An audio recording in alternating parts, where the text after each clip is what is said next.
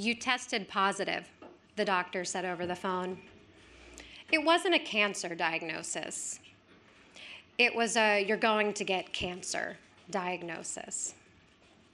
I had the BRCA1 gene mutation, BRCA being an acronym for breast cancer, which meant that, barring a miracle, I would eventually get breast cancer, maybe ovarian cancer, possibly melanoma, perhaps pancreatic cancer, and a handful of others I stopped listening to after the first gut punch. The specialist's recommendations were clear and urgent.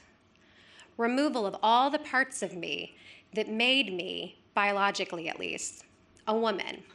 The parts that grew and housed my babies, and the parts that later nourished them. Barbaric amputations, made no less barbaric by the sheer number of women who have endured them.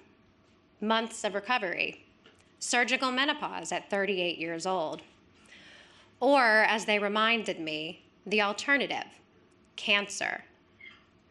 Less than 24 hours earlier, I'd been on another call.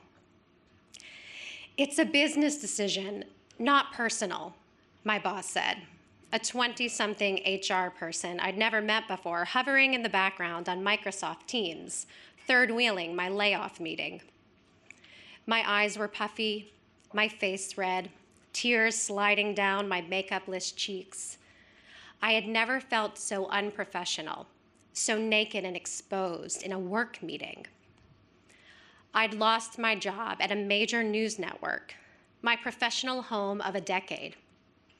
My family was losing a lot: our livelihood, our health insurance. 3 months earlier, I'd been in another meeting, this time with my therapist. I'd told her about these 2 potential hurricanes, which then felt like unlikely, far-off possibilities, explaining to her that I can handle if one happens, but not both. But that won't happen, right? I fired her before landfall because I thought the storms were turning and I was in the clear. It was a miscalculation. I sign up for COBRA. I pour myself into research. How much time can I be away from work before we miss a mortgage payment? How much does a double mastectomy cost? How long will I be unable to raise my arms? At what age do babies stop needing to be picked up? I look for a job with health insurance.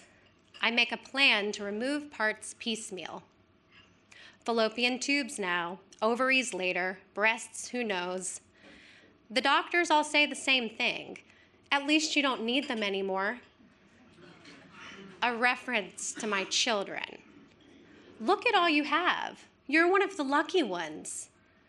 But there's something they don't seem to understand as they tick off the body parts that will need to be surgically extracted. How many pieces of me can you take away until I am no longer me?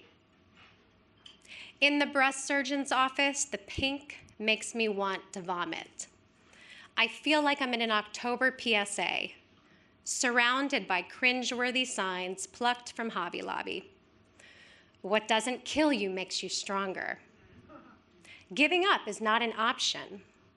I feel like a cliche. I remove my shirt, and the doctor stares at my naked breasts, then tells me what's wrong with them, as if I didn't already know, as if I'd had a choice. But now I do, which is a disorienting fact to reckon with. I came of age in the 1990s and early 2000s, a time of heroin chic and Britney Spears being called fat. It took so much reprogramming to find peace with my own body. Now, this doctor threatens to undo all my hard work.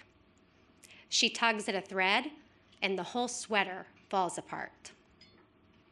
She mimes where she would slice my breasts off, like we're talking about cold cuts. "You could go bigger," she says cheerfully, eager to break out the book I imagine she has, like a JCPenney catalog, but for implants.